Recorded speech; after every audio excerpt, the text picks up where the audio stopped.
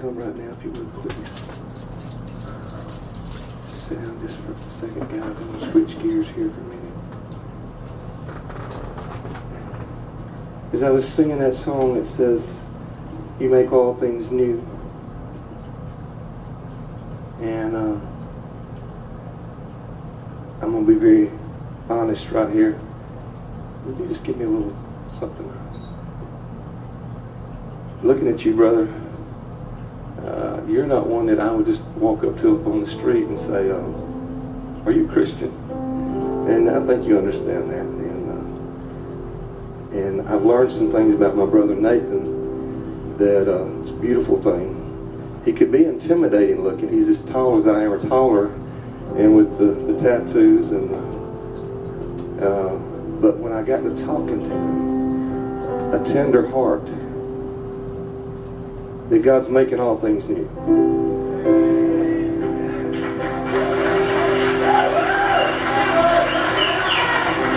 So, brother, why don't you just share just a little bit of your testimony?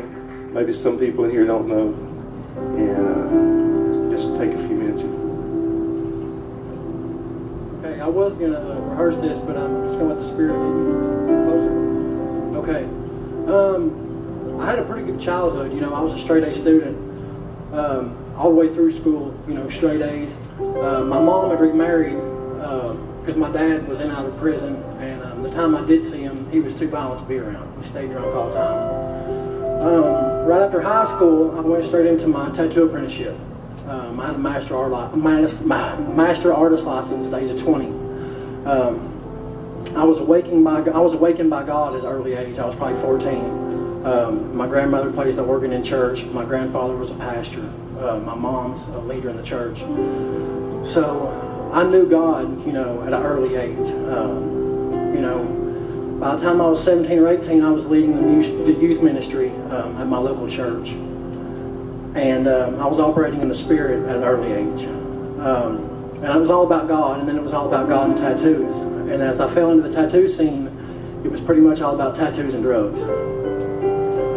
Shortly after that, I lost my grandfather, and after he passed away, things really turned downhill for me. I really got, you know, way out there, and I got locked up for a few years. And when I got out in 2005, I've been out for about 3 months, and my little brother had just turned 19, and he overdosed and died right beside me.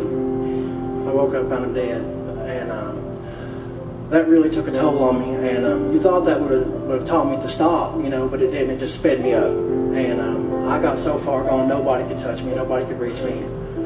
One of the meanest people you'd ever want to be around. And right after that happened, I got locked back up. I was locked up for 4 more years. I got out in 2009, and I never slowed down. I never slowed down one bit. I got locked back up again. I stayed locked up again until just this year. On February 20th this year, I went into major cardiac arrest. I was having a major stroke. As I found myself going into the hospital, I was dragging the entire left side of my body. The whole left side of my body went dead. And I remember making it into the hospital, and I got in there, and I was signing the papers, and I went into tunnel vision. I went completely out. And I remember when I came to, I was laying in the hospital bed, and I was looking up, and there were doctors all around me. Okay, and I remember them saying, "He's stroking on both sides. He's stroking on both sides." And there's a lady sitting there, and she's right in front of me. Okay, like she's in a chair, and I'm in the hospital bed, and she's saying, "Nathan, squeeze my hand." And like she has her 2 fingers up, and now that I think back on it, you know, she had big hands, but I'm squeezing her 2 fingers, and she's saying, "Squeeze tighter, Nathan, squeeze tighter." And I'm trying to be polite to this lady, and I'm trying to breathe, you know. Well, I thought that I was anyway. And this lady, she starts. I'm 5 counties away now from my house, so there's no way this lady could have known me. But she starts talking about my grandmother and like elders in my grandmother's church and people that I've known my entire life. There's no way this lady could have known all these things. And it's like she's comforting me all the way through this. Okay, when I come to, I'm laying in the hospital bed, and I look up, and I'm right in front of the nurse's station, and I look behind me, and I see where my pulse rate, where it was dropping up and down, and it was finally steady. And I hear my family out in the hallway. I hear my brother, my sister, my niece, nephew, my little boy, everybody in my family. And then I started hearing people in my family that would have only been there if it had been a funeral, like if I was going to die. And I heard the doctor saying, when you go in there, don't say anything that's going to upset him, because we don't know if he's going to make it or not. They took me out of the bed and took me into the, CAT scan? They took me to get a CAT scan. And I'm asking the guy driving, I'm like, when do I get to see my family? And he's like, well, I'm not aware that your family's here. I think visitation hours are over. And he's kind of upset me, because I can hear him just right outside the hallway in the room next door. As I go back in there, I'm getting more and more upset. I ask another nurse. They won't tell me about my family. So at this point in time, I'm thinking that they just don't want to upset me because I'm fixing to go into maybe a surgery or something. That I really don't know what's going on.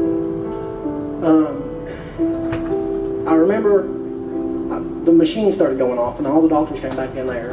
And as I'm laying there, and they're hitting me with the things to jumpstart me, there's that lady again, and she's sitting there, and she squeezed my hand, saying, "Nathan, just be calm. Everything's going to be okay. Just pray, call upon Him. Everything's going to be okay." When I came back to, I'm sitting in front of the nurse's station again, and I asked the nurse, I said, "Man, where's that lady that was sitting in here with me while the doctors were working on me?" And she said, "What lady?" She said, "The only people are here are the 3 nurses that are in the nurse's station." It took a couple weeks for me to put this together when I was still in the hospital, sitting with my mom. But that lady was never there. It was an angel from God. And my family was never there. All those family members that I heard in the next room, that was all the people in my life that loved me, that God was saying, "These are the people that love you, Nathan." And this is on February the 17th, I think. On March the 1st, my mom came up to the hospital, and she laid hands on me, and I was awakened again, and filled with the Spirit. And I started telling this testimony to my mom, and she said, "Stop," and she got the recorder out, and I hadn't pieced it all together what had really happened at the hospital. I was like, "Mom, where was everybody? Y'all were at the hospital, but I didn't see you." She said, "We were never at the hospital." So shortly after all this happened, I came here. But it was really an awakening for me, that was truly a near-death experience. That God had sent an angel to save me. I came out with a major stroke. The doctor was saying, "You missed the bullet. We don't know how you're not paralyzed. We don't know how, the whole left side of your body's not dead. There's no malfunctions at all. Everything's perfectly fine with me." And the doctors couldn't believe it. So, it's just the grace of God that He saved me. And that I'm here to give this testimony to you guys today.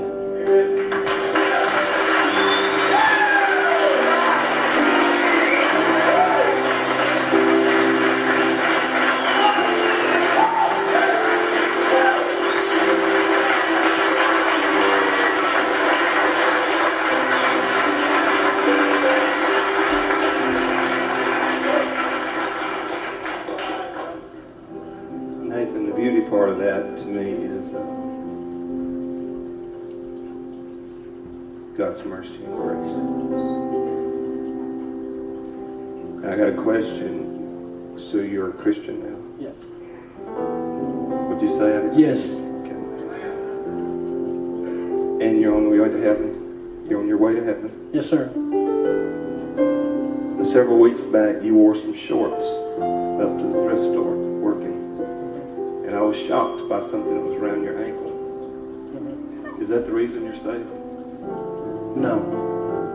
And what I mean by that, you're assigned to us, right? Everybody know what I'm talking about? Nathan's here. But is that why you love Jesus? Is that why? It has nothing to do with it. I don't believe it does either. And in my conversations with you, what has come forth from me is that God certainly has a calling upon your life. What you just shared is just a snippet of what I've heard come out of your mouth, the power and the anointing that comes out of you. And I want you to know, I want to ask you first, do you think the tattoos and your past life is going to hinder what God can do in and through you now? I think my tattoos are only going to help me minister to the ones that nobody else can reach.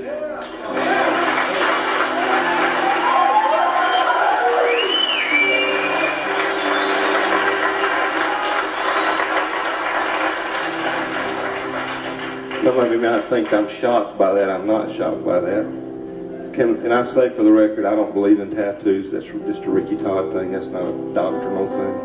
It's a Ricky Todd thing. But I agree with the statement my brother just made. I know God's got a calling upon his life, and that's part of the reason I've asked him to come tonight. And brother, I just want you to know, I believe in you. And I want to say a special thanks. He's our mechanic at the thrift store. Probably one of the best we've had here. We've had Rodney, who's great, but you've done an excellent job, man. I just want you to know the ethics behind what you do, and with the attitude you do it. Thank you so much for what you've already shared with the Foundry. And I'm going to shake your hand when you finish this thing and that thing goes away. Okay? 'Cause I love you, man. Do you love him? I love you guys too.